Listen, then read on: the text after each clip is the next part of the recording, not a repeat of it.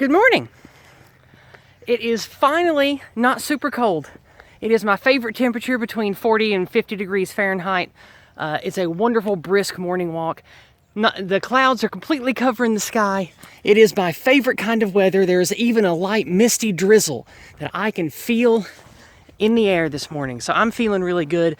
Glad to be back in the weather that treats me just right. And we're going to say good morning to the ducks and the horses. I don't know why these people have ducks, but that's fine. Maybe they're geese. I don't know. I'm not a birdologist. Did you hear me? Birdologist. Anyway, here's my favorite tree. And I wanted to take a walk out here this morning to talk about something that I think is important and should not be the most important.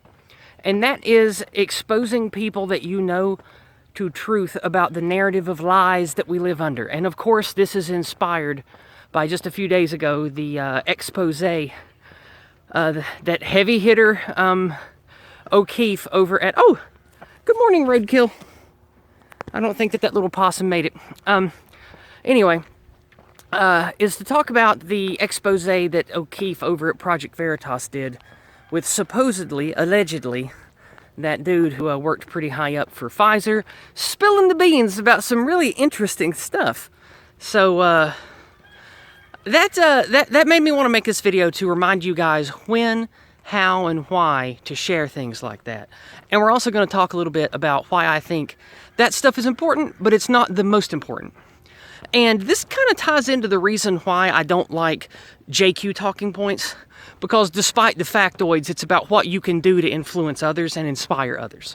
So, excuse me. Let's stop here. This is a beautiful background. I'm just going to sort of talk and pace back and forth here, because this is one of my favorite spots on my morning walk.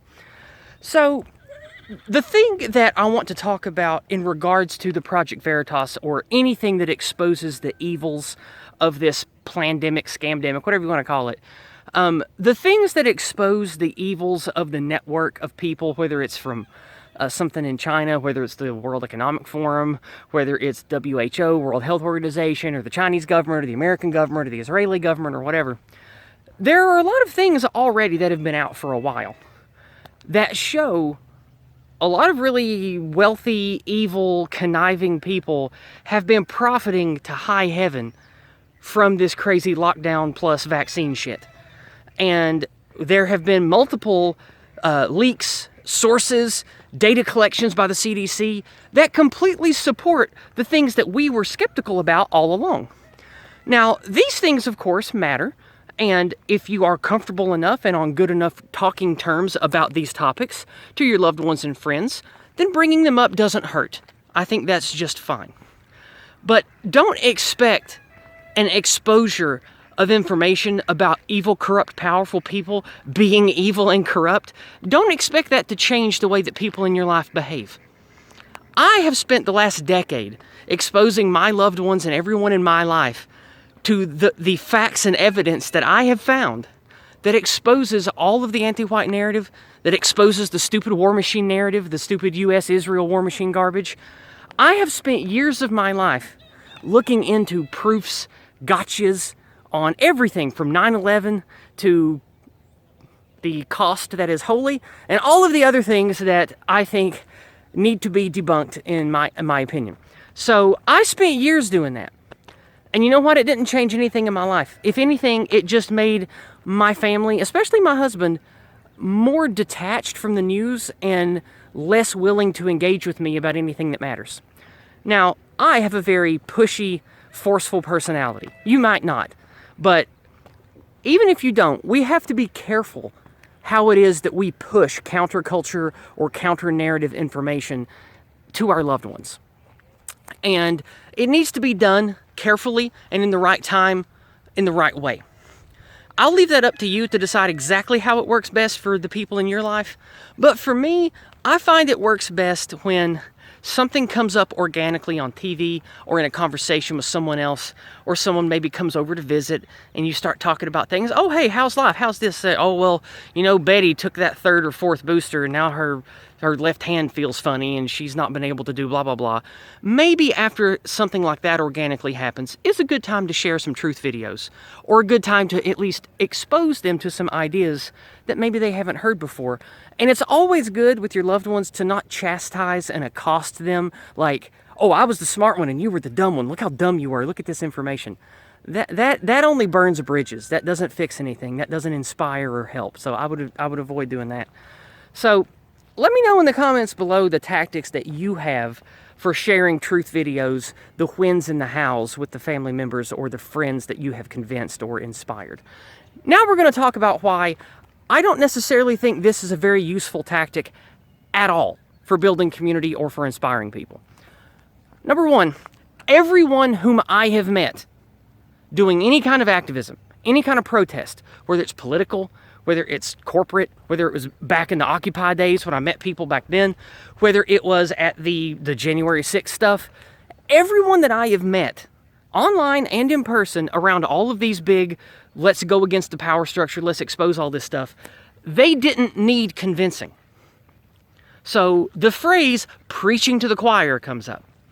So people that are driven like us, and I assume most of you listening are, you're already going to know most of this, and it's not really going to convince you of much. And people who have their heads in the sand, well, like Yuri Bezmenov said, you can take him to Russia and show him the gulag, and he still won't believe it. So you have to gauge how valuable your time is versus how valuable the things you want to share are. That's why I disengaged from politics entirely. It felt like a circus, a merry-go-round that the establishment wants me to be on, because they can just change parties. They can change the people that are in charge of the parties. They can change who's House Speaker.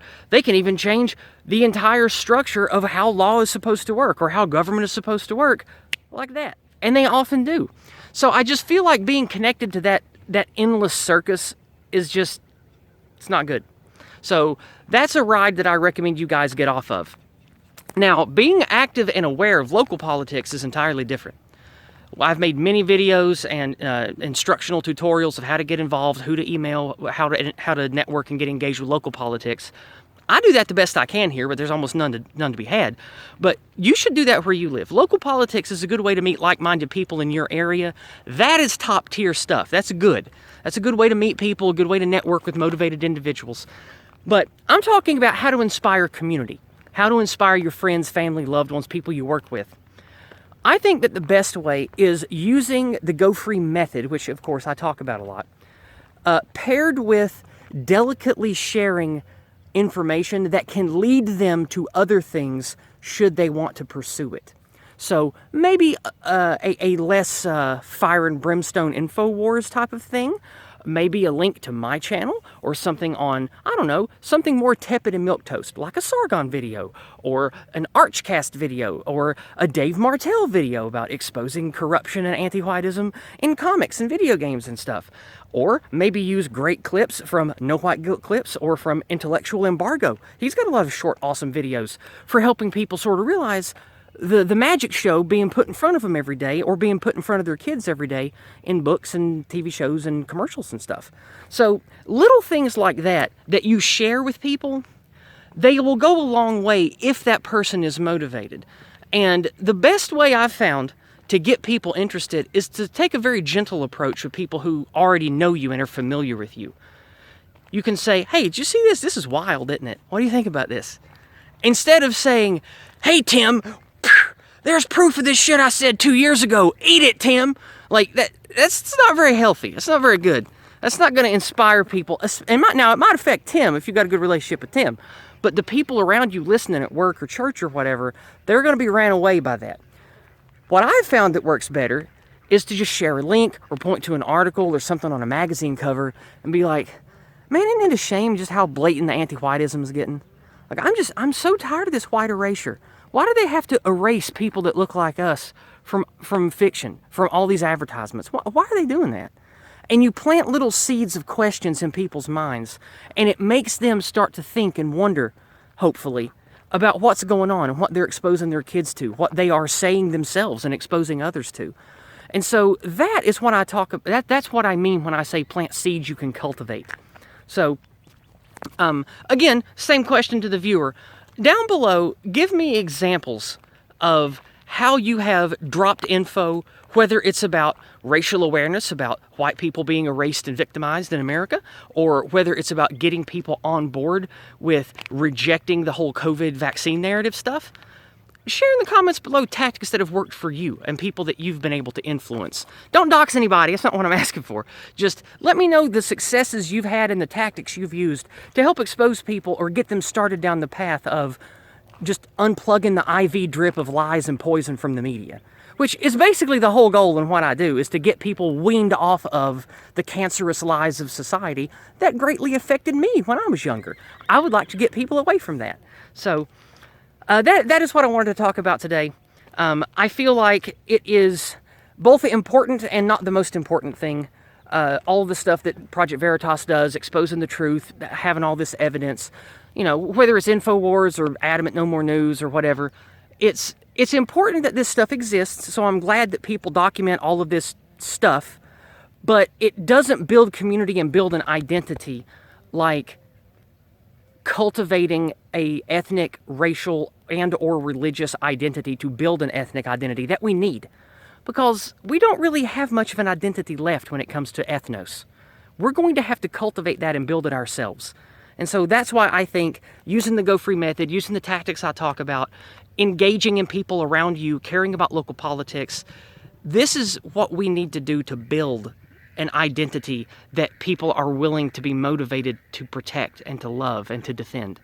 Because if we don't have that, well, it doesn't really matter who comes along, because somebody will conquer us eventually if we don't have an identity that we care about. So I hope that this video was good for you. Tomorrow I will have the fantastic giant Geo on my channel, and we're going to have a wonderful conversation about him and art.